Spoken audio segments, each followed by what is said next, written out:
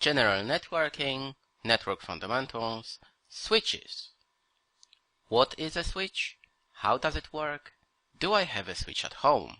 That's what we want to discuss in this video. We'll start with a very simple definition. I really like that. I found it on a Cisco website some time ago. Switches create a network. Routers connect networks. That's a very nice definition. Switches allow you to connect your devices in a local area network. It means if you want to connect a PC to a printer, a PC to a laptop to a scanner, then you use a switch to create a local area network. If you want to connect two networks together, in most cases you need a router. And you all go, what do you mean in most cases? Well, because there are layer 3 switches, it is beyond our discussion here. For now, you should remember that a switch creates a network and a router connects the networks. I'll show you a picture now of a Netgear, a very popular unmanaged switch. We'll talk about that in a moment. A very popular switch. As you can see, we have 8 ports here. One more, that's an HP managed switch. I will explain you what the difference is.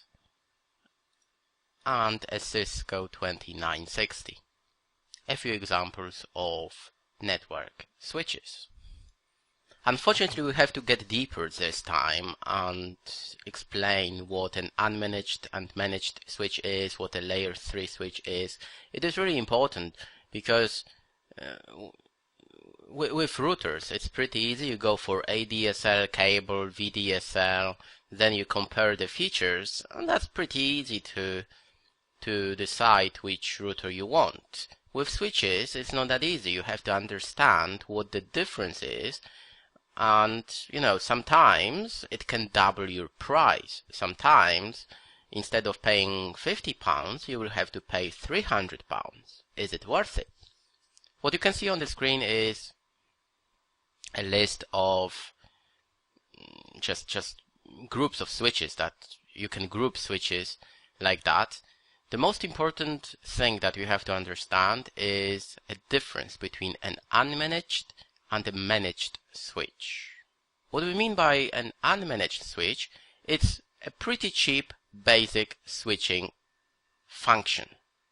It means it's a plug and play device. You connect to your network, you forget about that. You all go, wow, that's great. It means we have to use unmanaged switches everywhere. That's awesome. I just connect and forget about that. Well, that is not true, really, because plug and play unmanaged means you don't know what's going on. In many cases, the only way to fix if something goes wrong with an unmanaged switch is to reboot it. That's the only way to fix it. When you have a managed switch, that's over here, it means that you can manage it, you can connect to it and see what's going on. What you have to remember, it's not only when something goes wrong. Do not assume that. It's not only when, oh, the internet is slow or I cannot send a file to the server. Not really. If you want to manage your switch, for instance, you want to check how many ports are active on your switch. Of course, you can go and check, but you have to take a piece of paper and write it all down and see, okay, what's going on. If you want to see what's going on your network, is this port really busy? Is the server really busy? That's when you need a managed switch. As you can see, layer 2 and layer 3. Layer 2, that's the OSI model, not sure if you remember. Layer 2, it means it cannot root. It is a layer 2 device. Layer 3 means that you can have a router as well.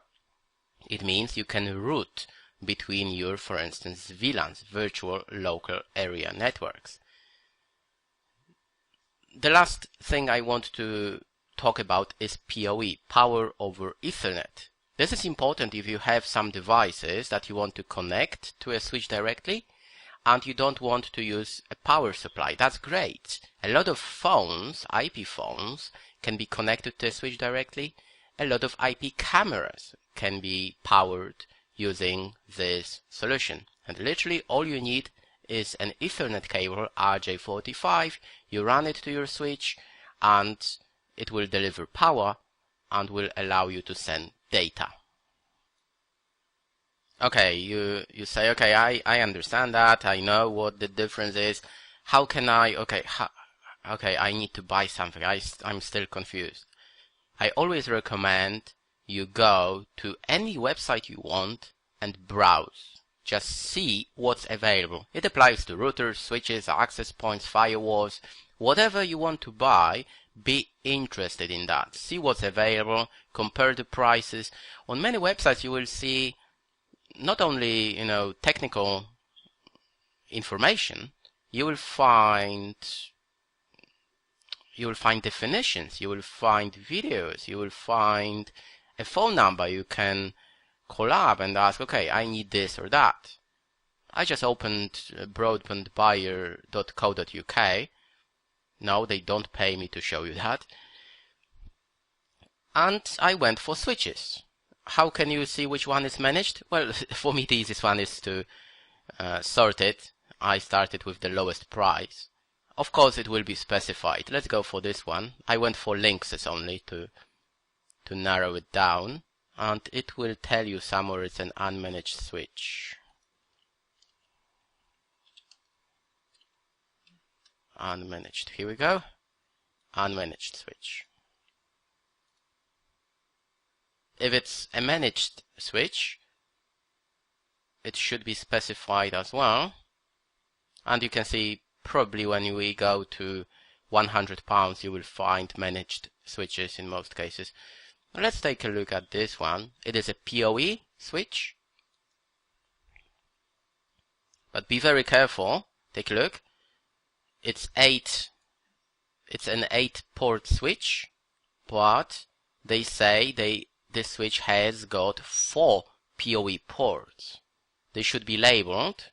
Take a look. The first 4 ports are PoE. Make sure you check that. I remember a few years ago I made a mistake like that. It's very easy to miss that. Sometimes they will not specify that on the first page. Okay, I still don't know if it's managed or unmanaged. Okay, just bear with me. The easiest way here is to go to specification. If you scroll down, you should see some information about management. That's what you're after. If you see a sentence like that, if you see that a switch has a built-in web interface or allows you to use protocols like Telnet, SSH, then it is a managed switch. I'll show you a switch that I have here in my home network. That is an HP 2510. It's a fully managed switch. I can connect to it using HTTP. I can Telnet and SSH to it as well. I connect it using HTTP. It shows me a nice picture. That's the dashboard. And what you can read from here. First of all, you can see green ports are up. Very easy to check. And let's say I want to see what, and take a look, it will show you the description as well. If you put, can you see the phone? I can't do it at the same time. Yeah, you can change when you click on it. You can apply disable ports, change settings, and so on. In the status, you can see port utilization. You can see, well, this network is not doing anything at the moment.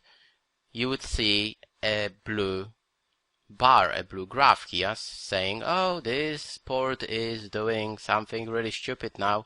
Be very careful. And log messages showing you what has been happening in the last X number of weeks and months. Of course, you can configure your switch here. For instance, let's say you want to change something under a port. Here we go. You go under this port, you double click, It will ask for a username and password because that is protected by me. Let me put it for you. Here we go. You can change the mode.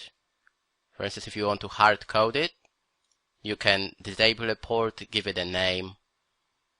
It all depends what the switch is capable of. Sometimes you can find more sophisticated features.